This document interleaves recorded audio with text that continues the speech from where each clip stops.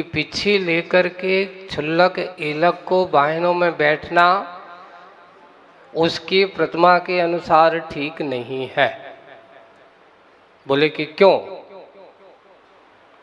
आठवीं प्रतिमा का नाम क्या है? आरम त्याग। वैसे भी पहले उसकी त्रसंसा का त्याग है। त्रसंसा का त्याग विथा थावर न थवारे, ऐसा कहा जाता है।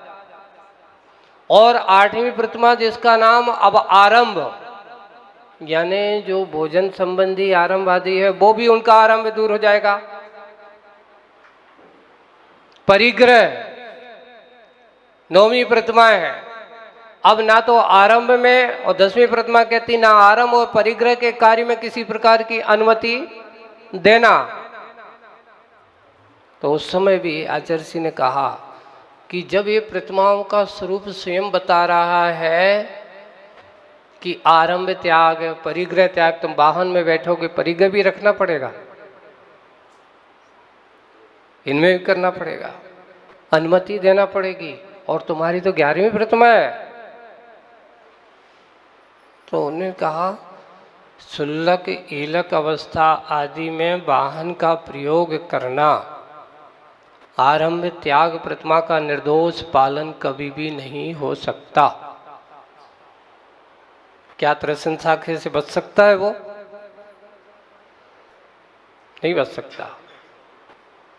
तो जब त्रसंसा का त्याग नहीं होगा तो उसका अणुव्रत का पालन कैसे पूर्णतया हो सकता है? इसलिए इस बारे में विचार करना चाहिए।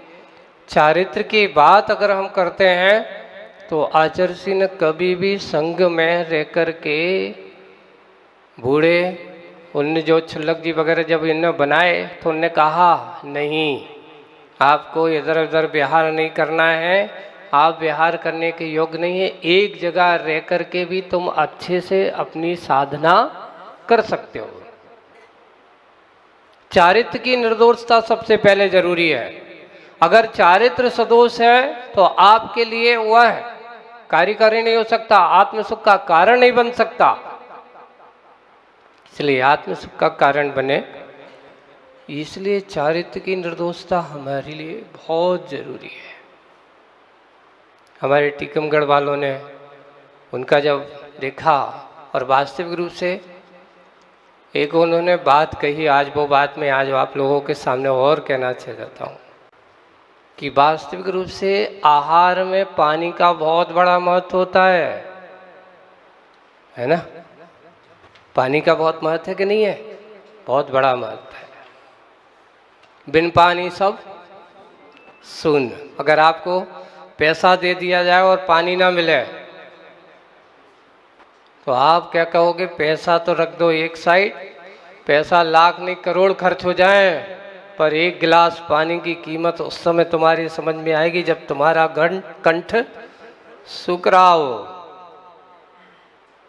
बहुत महत्व होता है पानी का। तो पानी में अपने आप को देखते हैं तो वर्तमान स्थिति आज हमारी सबसे जरूरी अगर कोई है तो आचार्य शांति सागर जी महाराज की चर्या और चारित्र के बारे में पढ़ते हैं तो उन्होंने कभी चर्या और चारित्र से समझौता नहीं किया। कुएं का पानी, और पानी कैसा होना चाहिए? कुएं से निकालोगे, हाथ से निकालोगे और हाथ से निकाल करके पानी छानोगे और छान करके जो जीव जहाँ का है वहीं पर पहुँचाओगे। उसका विशेष रूप से हमें आज हमारे विद्युत समाज में भी, समाज के लोगों को भी मैं हर जगह कहता हूँ कि जो वर्तमान में आज आप लोगों की पानी की परिणतियाँ हो रही हैं, वो परिणतियाँ बाटल का पानी, क्या आपका पानी शुद्ध है? शुरुआत में भी कहीं पर भी विद्वानों को तो विशेष रूप से ध्यान रखना चाहिए कि हम अगर ऐसा पानी आदि पानी पीते हैं तो सामने वाला सोचता पानी कैसे छना है, आज समाज में आप लोग भी कोई काम करते हो, मैंने शुरुआत में भी कहा था, और एक विद्वान ने वो प्रश्न चिन्ह लगाया है आपकी व्यवस्था वालों, देख लो कि आपकी भोजनशाला में जो ये पानी का प्रयोग किया जाता है क्या वो शुद्ध है? आप उससे भोजन बनाते हो, लोगों को खिलाते हो, जबकि मैंने कहा था कि अपने हाथ से अच्छे से छानो। लेकिन फिर भी आप लोगों को तो वही अच्छा लगता है जो करना ना पड़े। सोचो कितने जीवों की विराधना होती है, कितने जीवों की हिंसा होती है, पर आप लोगों को जीव बस पानी दिखता है। पानी के अंदर जो जीव है उसको देखिए। जल गालन हमारा मूल कुलाचार का पहला अंग है। अगर पानी छान करके नहीं पीता तो वो जैन नहीं है। 3 नियम हमारे जैनों के कुलाचार का। पहला, प्रतिदिन देव दर्शन करना। पानी कैसे पीना? आप आरओ का जो बाजार से जो बॉटल बुलवा तो छानते हो, सीधा बुलाया, डाल दिया और आपने भर के पिला दिया। आपके शादी विवाह आदि ऐसे कार्य में जैनत्व को जो नाश करने वाला हो, जैनत्व के प्रति अगर आपके पास गरिमा है तो कभी पानी अनछना नहीं पिएगा। पहले हमारे श्रावकों उसके अंदर ऐसा आचरण होता था कि उनकी चर्या को दे पानी छान के देखते ही तो लोग कहते थे कि लगता भाई ये कोई कौन है, जैन है। एक कपड़े में इतनी दम होती थी, उसका जैनत्व का आचरण हो जाता था। और जैनत्व के प्रति उसकी आस्था गरिमा के साथ उसको कहा जाता था। रात्रि भोजन नहीं करना। आज हमारी दशा ये हो रही कि हम जैन समाज में जिनके नाम से बड़े गर्व और गौरव के साथ कहते हैं, पर हमारे शादी विवाह आप लोग करते हो, उसमें क्या लिखते हो? भोजन शाम के 7 बजे से चालू है। आप जब तक आओ, जब तक आपके लिए व्यवस्था है। करोड़पतियों, समझ लेना तुमने अपनी पैसे को, संपत्तियों को पाप के कार्य में लगा दिया। आपने जैनत्व को, अभी यहाँ पर और भी बातें आई कि दूसरी समाज में ऐसे नियम हो रहे हैं, लोग तुम्हारे संस्कार को पालन करते हुए भी वो स्टिक्ता से, बहुत सख्ती के साथ पालन करते हैं कि हमारे यहाँ रात्रि में भोजन नहीं होगा। और हम कहाँ जा रहे हैं? इसलिए कहा कि श्रावक के अंदर शिथिलाचार पनप रहा है, इसलिए आज साधु के अंदर भी शिथिलाचार आ रहा है। शांति सागर जी महाराज ने श्रावकों को वहाँ जो भी होते थे चर्या में, ये पानी आदि का प्रभाव जो होता है, जैसा खावे अन्न वैसा होवे मन। अगर आपके अंदर सात्विकता का भोजन नहीं होगा तो आप सच्चे श्रावक भी नहीं बन पाओगे। इसलिए सबसे पहले अपने घर का कुलाचार सुधारिए, आचरण को सुधारिए। अगर वो अच्छा रहेगा, शांति सागर जी महाराज अपने जीवन काल में पहले से घर से ही, अभी तो ये जो उपवासों की संख्या जो आपको दी जा रही है, ये तो मात्र उनके मुनि और इलक छुल्लक बनने के समय की बात है। घर में रह कर के भी उपवास साधना, आए दिन जब चाहे उपवास, मुनियों की सेवा, वैयावृत्ति आदि करना। अब जैसे ही माँ का समाधि मरण हुआ, उन्होंने सोच लिया कि अब मुझे घर पर नहीं रहना है, घर पर मुझे नहीं रहना है। तो हर अमावस्या की तरह इस बार भी अमावस्या को कहाँ गए? स्तव निधि पहुँचते हैं। लेकिन इस बार बहन को बताया नहीं और अकेले ही चल देते हैं। क्यों? इधर भाइयों का भी प्रेशर था, एक बिना पूछे नहीं जाना, एक के बाद एक के मालूम था कि इनको जाना है, जाना है, जाना है। तो इस बार उन्होंने अमावस्या में सोच लिया कि इस बार अब बहन को साथ में सुबह सुबह जल्दी ही निकल जाते, बहन को छोड़ देते हैं। और अमावस्या के दिन वहाँ करके पास में वहीं से स्तव नदी के पास ही उत्तरू ग्राम है, वहाँ पर देवेंद्र कीर्ति जी के पास पहुँच गए। अब मुझे घर पर रहना नहीं है, क्योंकि देवेंद्र कीर्ति जी महाराज जब वहाँ आते थे ये बाल ब्रह्मचारी थे, और ये भी एक उपास एक आहार करते थे। ऐसा नहीं साधना भट्टा रखते तो वो खाने पीने वाले होंगे। एक उपास एक आहार की साधना चलती थी उनकी, और विशेष तपस्वी थे मुनिराज। वहाँ भोज गांव में बहुत वहाँ रहते थे। शांति सागर जी महाराज उनकी बड़ी अच्छे से भैयावृत्ति भी करा करते थे। जब उन्होंने सोचा कि अब तो चलना है, और जाकर के पहुँच गए उनके पास, महाराज अब तो मुझे घर पर नहीं रहना है, अब तो आपके चरणों में रह कर के मुझे साधना करना है। उन्होंने कहा देखो अभी उम्र तुम्हारी, आपकी उम्र कितनी है, कैसी है, इस उम्र में कैसे दीक्षा लोगे। अभी पहले के लोगों की धारणा बुढ़ापे में दीक्षा ली जाती है, जवानी में तो खाओ पियो मौज करो।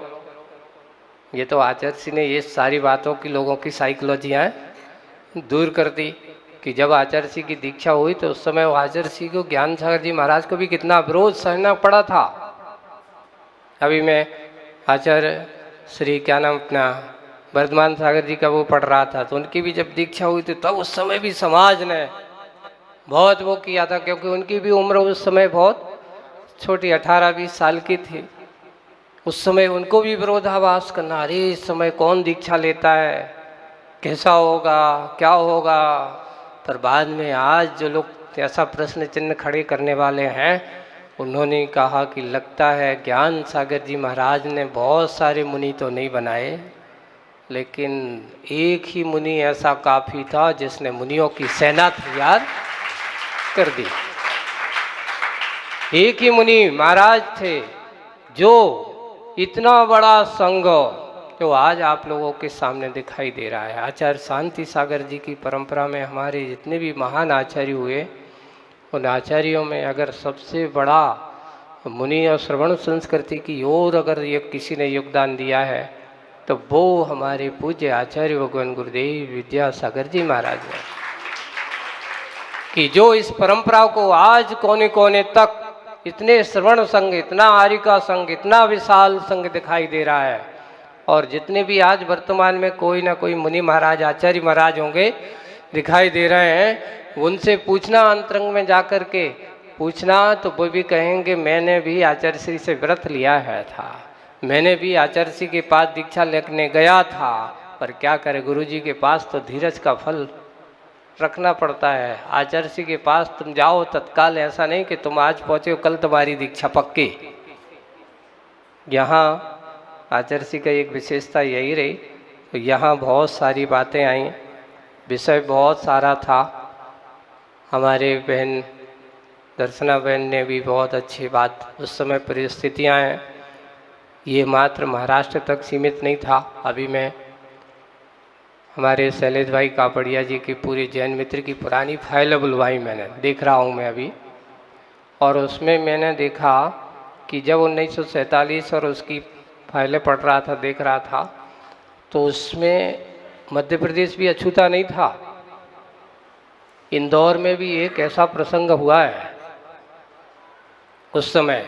तो उस समय वहाँ जाकर के कुछ मंदिरों में जाकर के लोगों ने अधिकृत रूप से उसमें प्रवेश किया, तो उस समय तत्काल में वहाँ सेठ जी साहब थे और उनका थोड़ा सा वर्चस्व, हाँ, और उन्होंने उसके अपने पुरुषार्थ से उस कार्य को अति शीघ्र, यानी संस्कृति को संरक्षण करने के लिए हमारे आचार्य शांति सागर जी महाराज ने ये, अगर उस समय उनने अगर ये कार्य नहीं किया होता तो आज तुम्हारे मंदिरों में तुम्हारे लिए बैठने में आज समस्या हो जाती। इसको तात्कालिक कई लोगों ने, ऐसा नहीं कि हमारे समाज में उनका विरोधाभास करने वाले भी थे उस आंदोलन का। और यहाँ की संस्कृति के बारे में इतिहास पढ़ते हैं तो हमें पढ़ने में आया और कहा कि उस समय हमारे भीमराव अंबेडकर ने भी जब जैन संस्कृति को पढ़ा और उसको पढ़ कर के उनके अंदर श्रद्धा हुआ, और उन्होंने भी कहा था कि मैं अपने इस जैनत्व को स्वीकार करना चाहता हूँ। तो उन्होंने कहा स्वीकार करने में कोई बाधा नहीं है, आप तो बहुत है, हमारे यहाँ किसी के लिए भी मना नहीं है। बस अंतर इतना है कि यहाँ चर्याओं में समझौता नहीं होता। आप कहो कि आपके अनुसार यहाँ चर्या बनाई जाएगी, नहीं, यहाँ तो चर्या आगम के अनुसार, श्रावक को श्रावक के अनुसार चर्या करना होगी, साधु को साधु के अनुसार चर्या करनी। अगर आप ऐसा कर सकते हो, ऐसा स्वीकार कर सकते हो, तो बोले कि ऐसा तो बहुत कठिन है। उनको उस समय उस परिस्थितियों को देखा, उस समय के तात्कालिक बड़े विद्वानों ने उनके सामने जब रखा तो उन्होंने कहा इस धर्म में कोई समझौता नहीं चलता, समझौते की बात नहीं होती। तो आज अपन समझ से और अपने आप को जानने की कोशिश करें। अभी हमारे विद्वान लोग एक सत्र और मध्याह्न में होगा, और कुछ हमारे अभी एक दो विद्वान लोगों को अभी जाना है ना, उनकी दोपहर की ट्रेन है, तो उनका बहुमान हमारे कमेटी वाले अभी सम्मान करेंगे। हाँ, और बाकी अभी विद्वानगण के लिए जो मध्याह्न का जो सत्र है ठीक 3 बजे से होगा, और 2:30 बजे या 3 बजे से होगा, और उसके बाद आज मध्याह्न में उनका सम्मान बहुमान का कार्य भी जो बाकी रह गए हैं उनकी भी बात सुनी जाएगी, और सुनने के बाद फिर उसका कार्य में अंत में समापन सत्र भी होगा। ऐसे आज के ये 2 दिन का आचार्य शांति सागर जी की संगोष्ठी का एक बहुत विशेष महत्वपूर्ण कि वास्तविक रूप से श्रमण संस्कृति का अगर सबसे बड़ा कोई उपकार अगर इस 20वीं शताब्दी में रहा तो वो आचार्य शांति सागर जी का रहा। उसके बाद उस बागडोर को और फलीभूत, उस व्रत को हरा भरा बनाने का कार्य अगर किया है तो हमारे आचार्य वीर सागर जी हैं, शिव सागर जी हैं, धर्म सागर जी महाराज हैं, अजित सागर जी महाराज हैं, और ज्ञान सागर जी महाराज, और ज्ञान सागर जी के बाद आचार्य गुरुवर श्री विद्यासागर जी महाराज हैं, और उधर वर्धमान सागर जी महाराज हैं जो आज कर रहे हैं। और भी धाराएं विभाजित होती गई, बढ़ता चला गया। आचार्य शांति सागर जी का परिवार, आचार्य श्रमण संस्कृति का परिवार विशेष रूप से फलीभूत हुआ है। ऐसे ही हम सब करते हुए उस अपने श्रमण संस्कृति के प्रति आस्था का केंद्र बना करके उनको आराध्य का केंद्र बनाएं, अपनी आत्म साधना को करते चलें। इसी भावना से बोली आचार्य गुरुवर श्री विद्यासागर जी महाराज।